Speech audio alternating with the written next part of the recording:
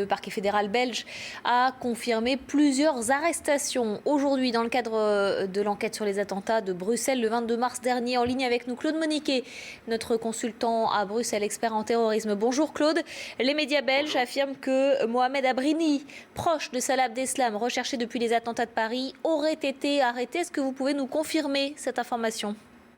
Alors j'ai eu il y a quelques minutes une conversation avec une source à haut niveau dans le dossier qui me confirme effectivement qu'Abrini a été arrêté, sous réserve, très exactement la source me dit à 95%, donc des vérifications sont encore en cours, restons prudents, mais une source qui a connaissance du dossier, qui suit le dossier tous les jours et qui est très affirmative. Maintenant les conditions exactes de l'arrestation et l'identité des personnes avec lesquelles il a été arrêté n'est pas encore connue.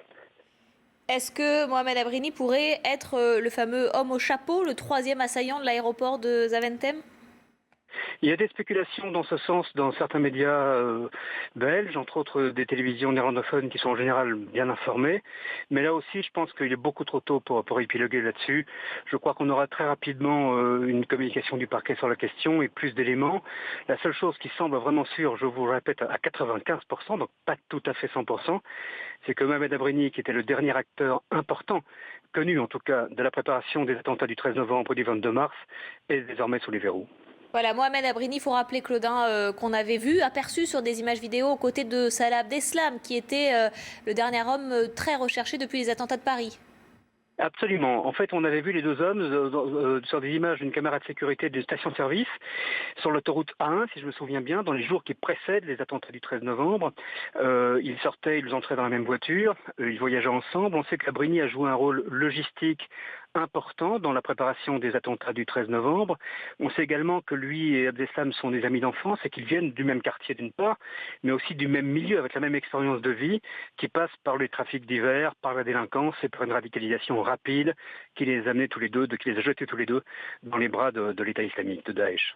Du coup, si son arrestation est confirmée, vous nous dites qu'elle est sûre à 95%, est-ce que ça représente un tournant dans l'enquête sur les attentats et de Paris et de Bruxelles ? Alors ça représente un tournant dans l'enquête dans le sens où effectivement ce serait le dernier auteur connu des attentats, mais il faut être très prudent parce qu'à chaque étape on a découvert des noms qu'on ne connaissait pas. Donc il y a peut-être encore des gens qui ne sont pas identifiés, mais c'est une étape extrêmement importante. Par ailleurs, il est très difficile de dire à ce moment quelle sera l'attitude d'Abrini dans les interrogatoires.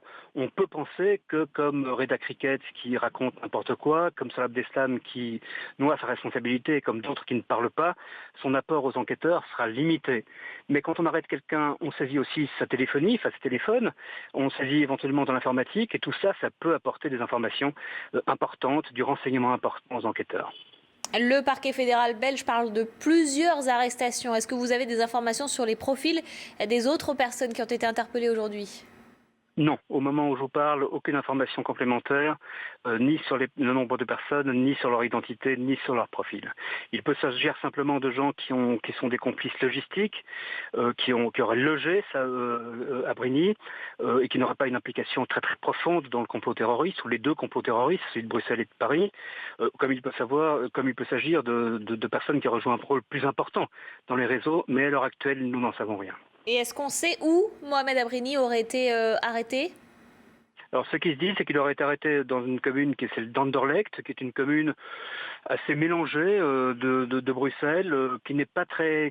C'est pas la même chose que Molenbeek, hein. C'est pas un ghetto, c'est une commune dans laquelle il y a des quartiers de différentes natures, des quartiers résidentiels, d'autres très populaires, des quartiers difficiles aussi, mais commune dans laquelle, depuis le 13 novembre, de nombreuses perquisitions avaient été menées, et certains complices du réseau avaient déjà été identifiés ou arrêtés, ou des plans utilisés par les gens du réseau avaient été identifiés dans ce quartier. Donc ce n'est pas une très très grosse surprise, mais on n'est pas dans le cadre plus connu de Molenbeek. Et Mohamed Abrini, c'était jusqu'à aujourd'hui l'un des fugitifs les plus recherchés d'Europe. Depuis que Salah Abdeslam avait été arrêté, c'était effectivement devenu la personne la plus recherchée, avec un autre homme, Naïm El-Ahmed, qui est lui le Syrien dont on pense qu'il a participé, qu'on pense avoir identifié sur certaines images des attentats du 22 mars, et qui lui est un homme d'origine syrienne sur lequel on sait très très peu de choses. C'était l'une des deux personnes les plus recherchées dans le cadre de ces enquêtes, oui, tout à fait.